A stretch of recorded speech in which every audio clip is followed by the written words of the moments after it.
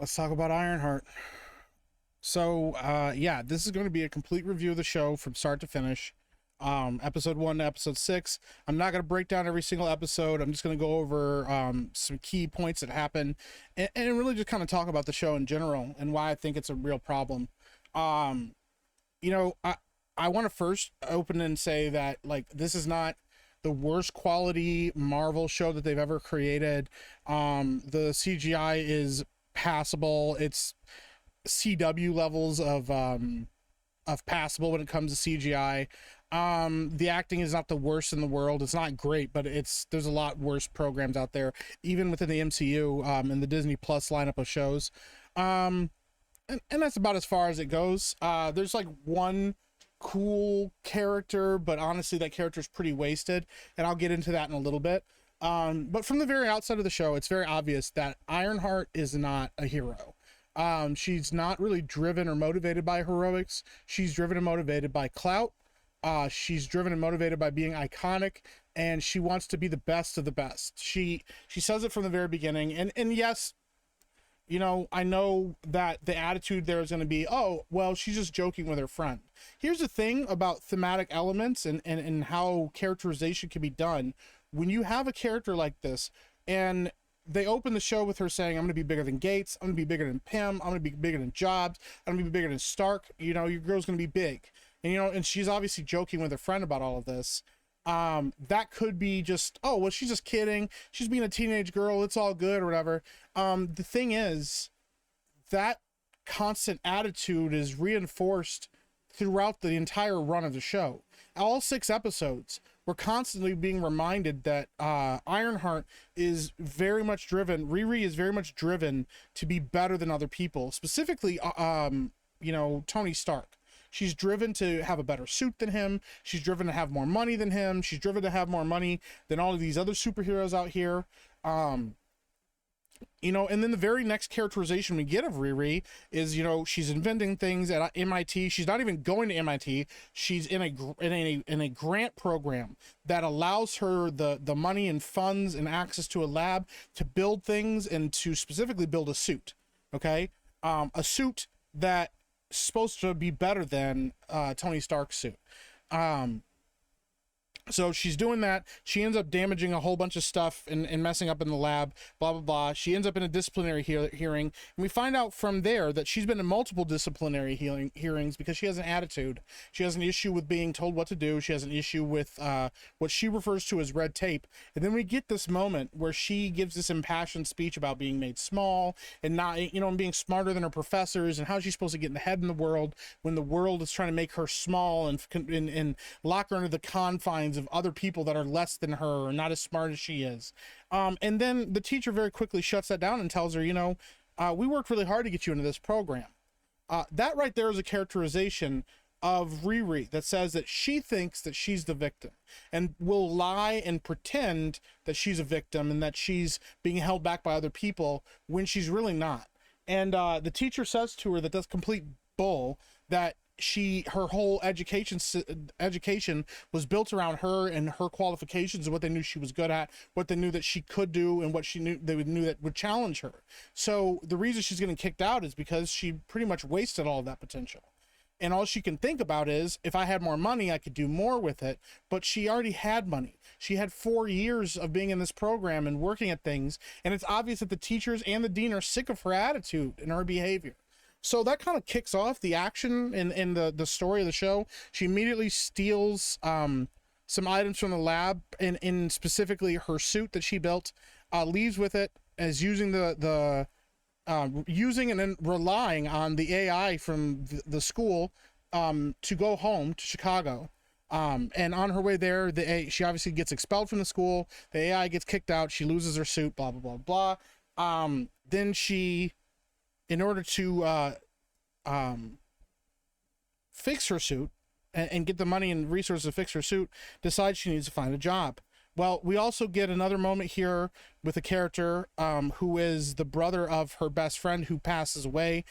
We find out that her stepfather was kind of the one that inspired her in the first place to want to build a suit. And her best friend, who's just kind of a regular girl who's like her ride or die, They both get killed in like a shooting that happens, and they're accidentally caught in the crossfire of it. And so there's this weird, interesting possible angle where you think at some point Riri's whole attitude is going to be driven by, hey, I need to build this suit, I need to build more suits and give more people the means to get help. And there are moments where they touch on that, but it is so very small. Those moments are so brief and fleeting that it doesn't really ever land. You never feel like Riri is driven by something bigger than herself or driven by something beyond herself. This doesn't feel like a Batman character whose whole life is dedicated to trying to save other people from the trauma that they face, like Batman does with trying to save other people from losing their parents. This doesn't feel like a Tony Stark who feels the weight of the world on her, on their shoulder, where, she's trying to build things because she feels like she could save everybody around her, like a suit of armor around a city, or, a suit of armor around the people she loves. None of that is the case. She mentions it in passing a few times throughout the series, and it's very quickly over. The main plot in this story is around Riri joining up with a group of criminals who, on the surface, you would assume it are stand-in for like Robin Hood, or a Robin Hood like characters where they steal from the rich to give to the poor. No, none of that. They are just thieves. They're cyber thieves. They also physically rob people. They go into rich people's homes, and they go into rich people's offices, and they rob them digitally. They hack into their tech and hold their tech for ransom, and then they make them sign these contracts that are the contracts that give them the money that they're supposed to get paid out for. They get put on payroll, all of this stuff. There's a hint that the contracts are more than that, but even that doesn't really go where you think it's going to go. So yeah, their leader is the Hood. It's this young man who has this mystical red hood that gives him superpowers, like invisibility and like I think teleportation, a couple things like that. And he uses that to infiltrate with his group of very interesting, diverse people. The other characteristic of these people that we see is that most of the runtime, almost 90% of the action, is them fighting security guards, not police officers, not, like highly trained military people dealing with these tech thieves, any of that. No, just regular security guards with like nightsticks, and maybe one or two of them will have a gun. But most of the time, guns aren't even used by the security forces that they fight with.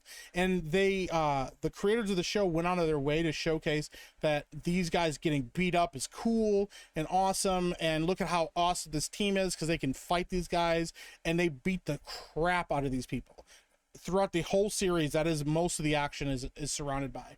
And we're supposed to be like, oh, that's really cool, this team is awesome. But when you look at this, the circumstances, they're just beating up like blue collar workers who are just like doing their jobs. That's what they got hired to do, is be security for these places, and they get beat up by these people. And they don't really spend a lot of time trying to delve into why they're robbing the certain people that they are. They kind of like in passing are like, oh, they're pieces of crap, they're terrible people because they're billionaires and they have all this money and they don't share it with anybody. But they don't have any issue with them being billionaires if it means that they also get a payout from those same billionaires. Once that's the case, they don't really care. They move on. It's not like they're robbing them and leaving them penniless and saying, you don't deserve this money, we're dispersing it everywhere else. Nope, we take this money, it's our money. We also, we get a round table moment with these characters where you get to hear their motivations. All of their motivations about continuing to be criminals. There's nothing lofty. There's no lofty goals or a hope for anything bigger. And even then, you would hope that there could be a moment where you go, okay, even if they're not good people, that at least their motivation, what their drive to do, they're just, they want to live a lavish lifestyle. They just want to be rich and do all this stuff that they felt like they never had access to.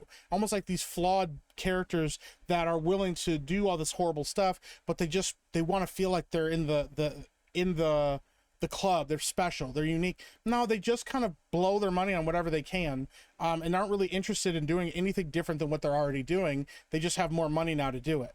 You're supposed to feel like these people are a family. They constantly lie to each other. They constantly steal from each other.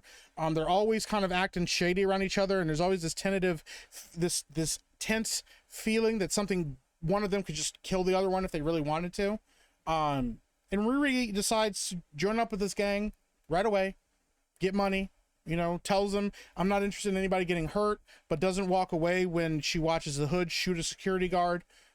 She doesn't really she watches the murder of 2 people in this show, and doesn't do anything about it. She watches it happen, lets it happen. One she's almost directly responsible for. So as I continue to watch the show, you watch the first 3 episodes and you think, man, Riri seems like a really terrible person. And a lot of people got really upset when I called that out and talked about that, on social media. Said, well, it's character arc. Why do you have to have a perfect hero? And why can't she develop as a character and stuff? And, okay, we had 3 more episodes. Maybe that'll turn around. I doubt it, but maybe it will turn around. So you give the benefit of the doubt. All right. Maybe she'll, realize the error of her ways and want to turn this around. None of that happens in the show. She never turns around. She never realizes the consequences of her actions. She never faces any consequences for her actions. She just kind of goes around doing whatever she wants to do to whoever she wants to do it. And that's made very, very blatant by 2 other characters in the show. One of which, she is trying to create this AI technology. She wants it to be better than the regular AI and UIs that Tony was using as his suit. So she maps her own brain, which she's told later is a very irresponsible thing to do. Surprise, surprise. There's a common theme here with that. And it creates an AI version of her best friend who is mapped from her brain. So she's her best friend as she remembers her. And her best friend becomes her suit AI. But her best friend also has enough artificial sentience that even though at first she doesn't believe she's dead, then she realizes, okay, I'm not a real person, I'm this AI, but she still goes out of her way to try to hang out with Riri and make time as friends to hang out with Riri. She gets jealous, she gets upset, all of these things, and it doesn't feel like it's a flaw. It feels like she is ignoring the fact that she's dead, ignoring the fact that she's not a real person, despite the fact that Riri constantly reminds her of that. It also comes into play later with other people because the brother of that girl, who's a friend of Riri's, is kind of horrified when he discovers that his dead sister has an AI that isn't really his sister walking around that Riri's hanging out with. And he gets really upset with her about it, and Riri gets upset that he's upset. Then the AI gets upset that Riri's upset and won't defend her. There's some really weird existential stuff going on here with this AI and everything going on with that. And you think you could play it up. It's Riri who's desperate to keep hold of her friend, but she spends a lot of time telling her friend that she's not real, that she's just numbers and code. And that's mostly whenever that AI gets in the way of what she's doing. She's cool to be friends with her and chill with her and be awesome with her when they're just, everything's going good. But as soon as they come into conflict, she's very quick to remind her friend, you're just numbers, you're not real. So there's a lot of that. There's a lot of interesting stuff in these B plots that could be explored that is very shallow, very ignored and quickly passed over in favor of coming back to this group of robbers who are and criminals who are victimizing people that don't deserve to be victimized. There's also another B plot where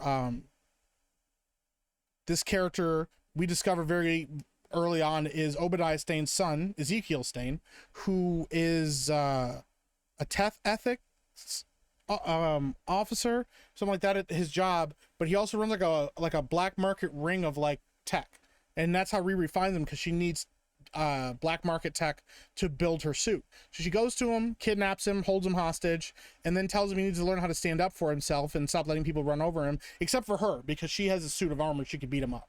That is actually a thing that she tells him in the show. Then they kind of sort of ish become friends.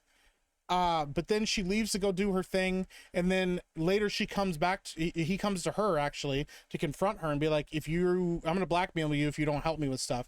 And she goes like, yeah, cool, I'm not really interested in being friends with you or helping you anymore, I just need more of your tech, so we'll kind of figure it out. So there's now another character flaw that Riri never really developed past, where she uses the people around her to get what she wants. She constantly lies to her mother about things as well. Her mother's constantly saying, "Hey, let me be here for you. Let me help you." And it's not because she doesn't know Riri's a superhero. She knows Riri built a suit of armor. She knows she's out here doing superhero stuff. She doesn't know she's working with a bunch of criminals because she wouldn't approve of it. And Riri won't tell her that because she knows her mom would reprimand her for it. So she constantly lies to her mother about this as well, lies to her other friends about this. And it's just a constant barrage of Riri doing awful, horrible things to everyone around her and never ever facing the consequences of it. And then the first time that she does a thing, she lets a character get killed who happens to be the cousin of the Hood, they're really close. He finds out about it, and then he wants to go after her. And instead of it being about, I realize I made a mistake, or I'm sorry, or any of that, no. Riri decides, okay, they're going to come after me. I need to do something about it. So, they end up going after her. The team ends up going after her. You end up finding out she ends up getting Ezekiel Stain put in jail for leaving some of his tech at a crime scene.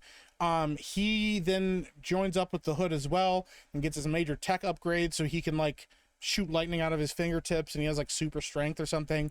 And he ends up fighting Riri, as well as the team. She ends up beating up most of the team, which doesn't make any sense how she even manages to do that for the most part, but whatever, we'll ignore that.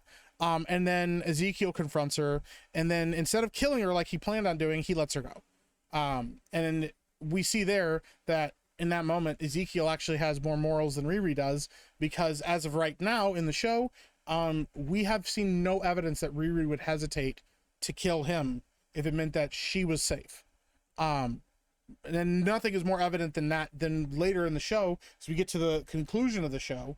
She finds out that the Hood is partially made of magic and is fueled by the dark dimension, which is where the being Dormammu lives. For people that watch Doctor Strange, or if you didn't watch Doctor Strange, you should watch Doctor Strange.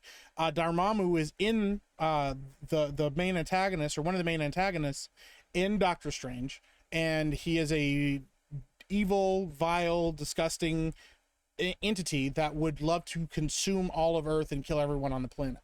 Doctor Strange obviously prevents that. Riri learns about this and decides, cool, I'm going to use this to power my suit because I need to fight magic with magic.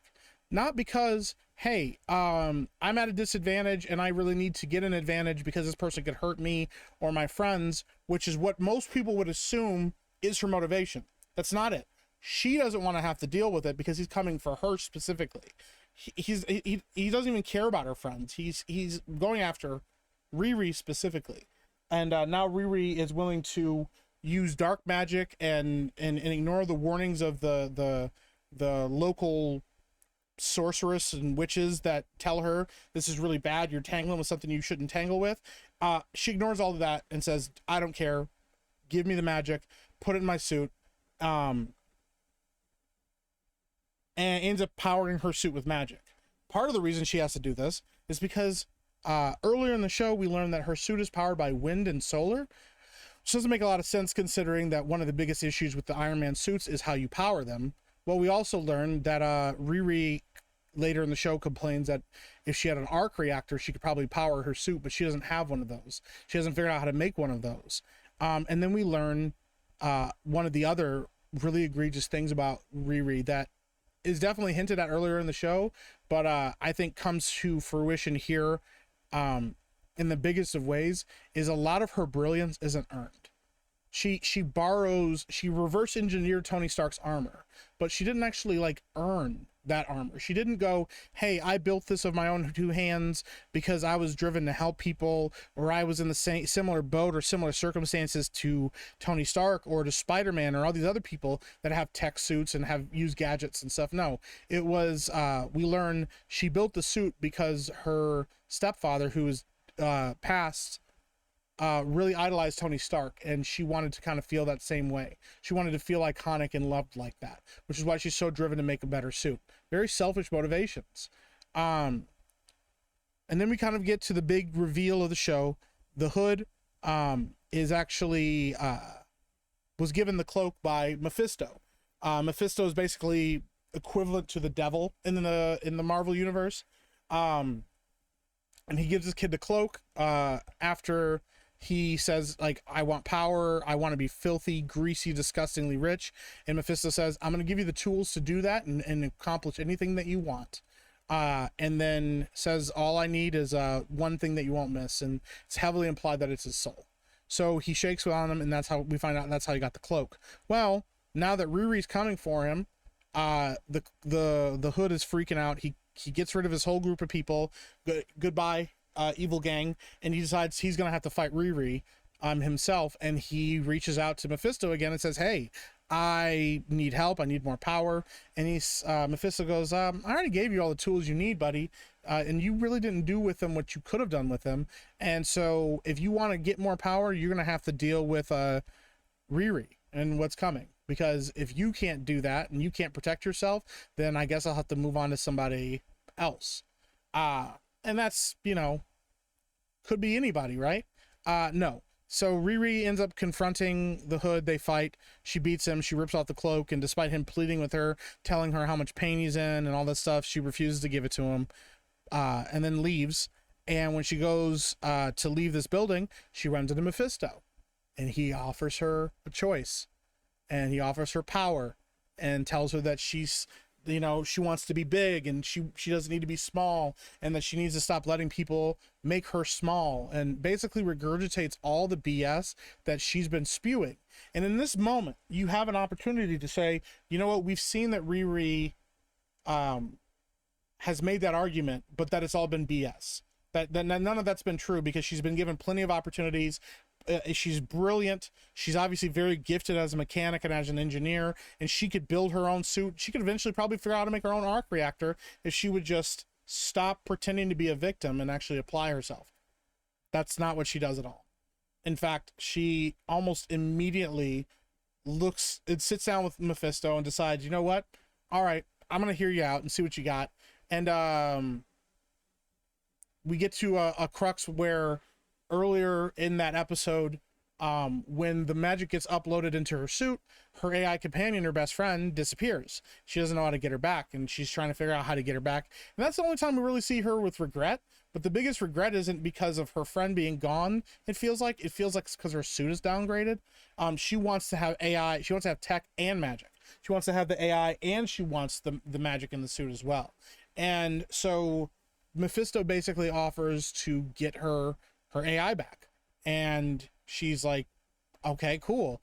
And we get a moment where it's actually her friend is reunited, like her friend remanifests as an AI, and this time though, she has a corporeal body, so she could touch her, which she couldn't before because she was basically a hologram. They don't really explain how that all works. And then you see Riri hug her friend, and then you see her shaking Mephisto's hand, and then you see the same kind of corruption that you saw in the hood on Riri, saying that she took the deal. So all that being said, kind of giving you a rundown of how the show goes from start to finish, Riri never changes as a person. I would argue that Riri actually gets worse as a person, because she becomes more and more desperate to get what she wants, and is willing to, at the very end, not through dire straits, you know, yeah, sure, losing your friend is tough, but you'd already lost your friend. She'd been gone for a while. Been gone for years before all this happened. And the only thing that seems to be interesting is that she helps you with your suit. Not that you're connected to her, because constantly throughout the show, she tells her that she's just numbers, that she's just an AI, she's not real. Nope. It seems like really what it is when she's offered the chance for more power, when she gets offered the opportunity to take that, she immediately does. And at the end of this, I wonder, and I have to question, who is this show made for? Because the thing is, they never portray this as a really bad thing for Riri. They never portray Riri as a bad person, or a villain, or a burgeoning villain. They don't really portray her as a hero either, and I wouldn't even say they portray her as an anti-hero. She's just a really smart girl that built a suit of armor and does morally reprehensible things to get what she wants, which the reality is that's a villain. That's villain motivation. But the show kind of doesn't want to put any blame on her, and this is a common theme with a lot of shows nowadays.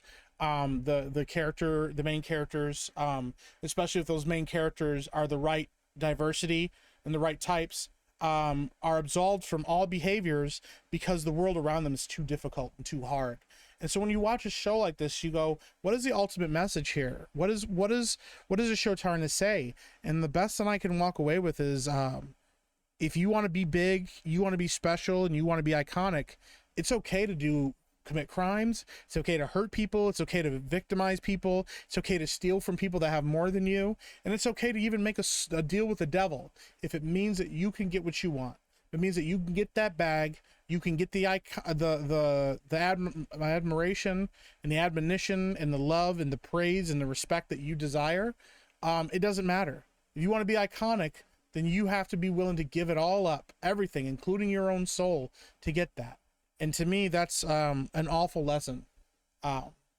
It might have been an interesting lesson in a show that really deals with and grapples with the morality of its main character, or a girl that's in dire straits and doesn't know what to do and doesn't know where to go, and she's just caught up in this rat race of, if I could just get some help, but we've seen people are more than willing to help Riri at every turn, and she has plenty of opportunities. She refuses to go get a job at a tech firm or at Stark Industries because she doesn't want to be told what to do. She doesn't want to be told how she can, utilize their resources, what she can do. She wants to be handed everything. She constantly complains about Tony Stark being a billionaire, but we also know that Tony, without the money, without anything else, is still a genius and is still going to invent, and he's still going to build things, and he's going to do it to help people. That's been Tony's MO from the beginning. I know that, characters have character arcs. This is not me trying to say that she should have been perfect, or should have been like a better portrayed character. No, what it feels like to me is, there should have been at some point a realization that what Riri's doing, that Riri herself, it gets introspective and realizes what I'm doing is wrong. And if I want to actually live up to Tony Stark's legacy, or I want to be a hero, or I want to help the people around me, I have to be willing to sacrifice what I want for a greater good or a greater cause. She never does that. She's the greatest cause that she'll ever have in her mind. That's how she acts. That's how she treats the people around her. And so, yeah, she never really does grow in this. And the people around her don't really grow. They just kind of watch her do things, and then they kind of just enable her to do those things. She ruins people's lives, gets people killed, gets people severely injured and wounded and hurt, and it has no remorse for any of it. So, yeah, I mean, at the end of the day, is Ironheart the worst show that Disney Plus has ever put out? No. But is Ironheart the most evil character that I've seen on a Disney Plus show? Yeah, actually. I haven't really run into any characters that have less of a moral compass than Riri Williams does. I can't think of off the top of my head any character that is as vile as Riri Williams is when it comes to her justification of her motives. It's not that what she does is more criminal than, I don't know, wiping out half the universe, or attacking New York City. It's that the attitude at the core of her, there really is no conflict. There's no, not even self-righteousness, like, well, I'm right because of all the things I'm doing. It's just, I'm going to keep doing what I'm going to do for me because I want to be special and I want to get what I want to get. And that to me is arguably one of the most reprehensible things that reprehensible motivations that anybody's ever had. And it's funny that they would waste a character like Mephisto, who's such a big bad on this show. And then I started thinking about it, and honestly, she's exactly the person that Mephisto would go to. Why? He doesn't need to go to Loki. He doesn't need to go to Thanos. Hell, he doesn't need to go to Baron Zemo. He doesn't need to go to these people. They already have their own motivations, and they already have their drives. And maybe they would sacrifice something, but most of them even would balk at the idea of losing something of theirs, or being controlled by somebody else, or potentially controlled by somebody else to make their will known and to do this. We even see it with Loki. Yeah, sure. He was lent an Infinity Stone and was lent the Tesseract, so that he could go out and help Thanos take over New York City. But even with that, he quickly is willing to turn on Thanos. He's in it for himself. But yeah, man, I don't know. I don't think this show's going to get another season. And I don't know at what point what was cut, what wasn't cut, but at the end of the day, the show is what it is, and Riri Williams is a terrible person, and because of that, it makes the show awful. I really wish that if they wanted to, if this is their motivation, if this was their drive, I would have loved to have seen Riri embrace being a villain, embrace being a bad guy, and just say, yeah, I'm doing this for me and I'm doing my own thing. Maybe one day down the line in one of the Avengers movies or something, maybe she leads the Dark Avengers. Maybe she becomes a dark mirror of what Tony Stark could have been if he didn't become so selfless. I don't know. There could have been some really interesting angles here to follow through with, and they don't really do anything with those. You know, I wish that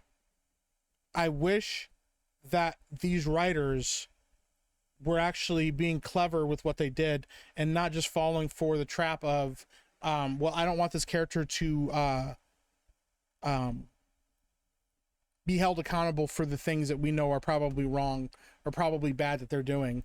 So yeah, I don't know. At the end of the day, I don't think the show is very good. I'd probably give it a 3 out of 10. I think 3 is being generous just because the ideas there could have been really interesting and maybe would have made a good show. At the end of the day, I don't know what the point of the show is. I don't know who it's made for. I wouldn't want my children watching this show and thinking that they want to be like Riri Williams. I wouldn't want my children watching this show and aspiring to be any of her friends or her family or anything like that either. And in fact, I think that it would be bad and kind of irresponsible to let children watch something like this. And be motivated to try to be like Riri Williams. Sure, she has a suit of armor, but like the person in that suit of armor is rotten to the core. And I wouldn't want my children trying to portray somebody that's rotten to the core, thinking that they're actually a hero just because they wear a suit of armor. And maybe that's kind of the point. Maybe because Riri has a suit of armor, she thinks that automatically makes her a hero. But, you know, I think Tony said it best to Spider-Man, like, if you're nothing without the suit, then you shouldn't have it. So yeah, that's going to be it for me. I'm glad the show was over quickly. I'm glad that they dropped all 6 episodes in 2 weeks. I wouldn't recommend going to watch it unless you want to make fun of it and make jokes about it, but I don't think it's worth your time, and I wouldn't want you to waste your time with it. So that's going to be it for me. Thank you guys. Please make sure to like this video. Please make sure to subscribe to the channel. And yeah, talk to you soon. Later.